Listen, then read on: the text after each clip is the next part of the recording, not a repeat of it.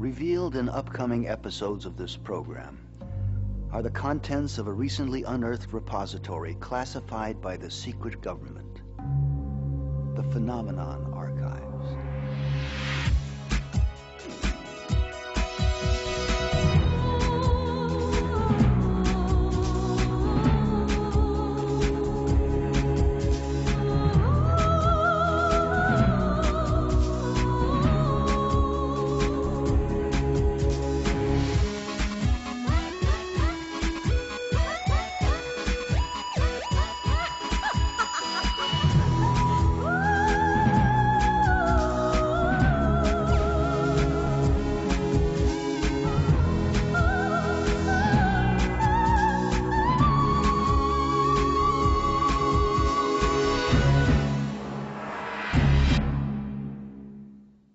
Was our race genetically engineered 6,000 years ago? Were we created by beings from distant space to work as laborers toward some unknown end? From ancient cave paintings to the conquest of space, we have grappled with the truths of our beginnings. But what if the question of our origin falls outside the realm of social acceptability? What would happen to our culture if we were to discover that we, as a race, are no more than the result of a genetic experiment conducted by a superior life form?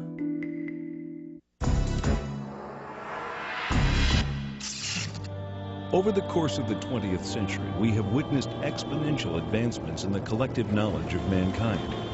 In every field of science and technology, our achievements are no longer measured in centuries or decades, but in years and even months. With this extraordinary growth, mankind has surpassed every achievement recorded throughout the millennia of known civilization. But what if the breakthroughs of today concerning humanity, the earth, and our beginnings are not new wisdom at all? What if much of this supposed recent knowledge lay secreted away in the ruins of a once powerful society, awaiting our discovery? Could this alleged new knowledge, uncovered in Earth's little corner of the universe, be considered Genesis revisited? This is the belief of the world-renowned archaeologist, linguist, and expert in the field of cultural anthropology, Zecharia Sitchin. I'm Zecharia Sitchin. I devoted a lifetime to the study of ancient civilizations, ancient languages, their art, their beliefs, and the knowledge that they had. And the question is, when you study, when you look at all that, is it myth, is it mythology, or did it really happen? I believe it all really happened. In our obsession with antagonisms of the moment, we often forget how much unites all the members of humanity. Perhaps we need some outside universal threat to make us recognize this common bound. I occasionally think how our differences worldwide would vanish if we were facing an alien threat from outside this world. And yet, I ask you, is not an alien force already among us?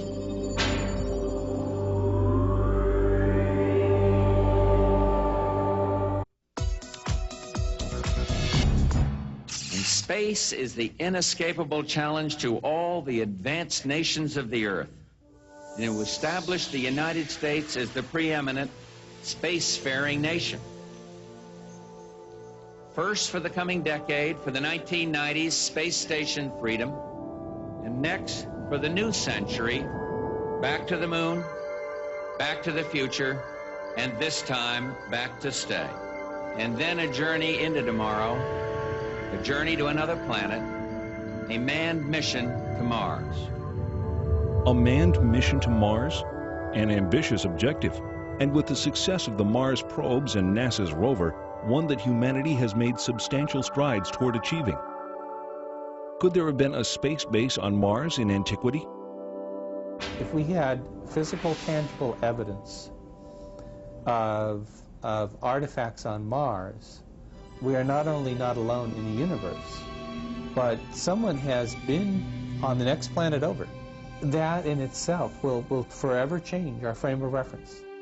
Mankind came out of the Dark Ages and the Middle Ages, reached the Age of Enlightenment, experienced the Industrial Revolution, and entered the era of advanced technology. the era of genetic engineering, and the era of spaceflight. Big shadow. 4 forward, drift into the right a little. 30 seconds forward. We copy you down, Eagle. The Eagle has landed. Astronauts who land like eagles. Zecharia Sitchin's research reveals that in our ancient past there were advanced beings referred to as the Annunaki, translated, those who from heaven to earth came. The idea that there was in our solar system a race of intelligent beings far older than us who are now gone would certainly force us to rethink lots of questions, including the question of human origins. Where did we come from? Could we be the products of genetic engineering? The hypothesis that modern science is only now catching up with ancient knowledge is inspiring scientists and researchers to increase efforts to rediscover that which may have been lost over time. It rekindles a situation that has lain dormant almost 5,500 years, the incident of the Tower of Babel. In the Babylonian version of the biblical story, the people of Babylon were building a tower whose head shall reach the heaven, in which a Shem, a space rocket, was to be installed under the direction of their supreme god. But the other deities were not amused by this foray of mankind into the space age.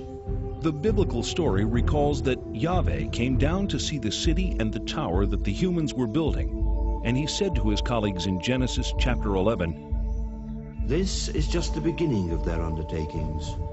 From now on, anything that they shall scheme to do shall no longer be impossible for them. Come, let us go down and confuse their language so that they should not understand each other's speech." Thanks to the science of archaeology, experts now know that the first great civilization emerged almost 6,000 years ago. Older than the Greeks, older than the Mayans, older than the Incas. The people of this society were called Sumerians, after their land, Sumer, in the Great Plain between the Euphrates and Tigris rivers, today's Iraq. The book of Genesis calls the land Shinear. For generations, biblical scholars either ignore biblical references to ancient kingdoms or categorize these as legend or lore. Through the study of historical relics and the translation of ancient languages, many biblical researchers now believe that the previously questioned Old Testament references are indeed historically authentic accounts of flourishing, advanced cultures. If you study the Genesis document, God made Adam out of clay and then took Eve out of his rib, one of his ribs, etc. If you study this document, you discover that it is really a much shorter version of a much more complicated document that comes out of Babylonia and then out of Sumer and so on. Now, these ancient texts give a really complicated story of powerful, non-human, godlike beings actually engineering us, making us for specific purposes. Zecharia Sitchin's investigation into these cultures brings him to this 6,000-year-old temple in an excavated area of the ancient city Erech. Until its discovery only 150 years ago, Erech was known only through passages in the Bible. The temple is dedicated to a female goddess named Inanni, also referred to in later times as Ishtar. Zecharia Sitchin. You can see here her features a little damaged,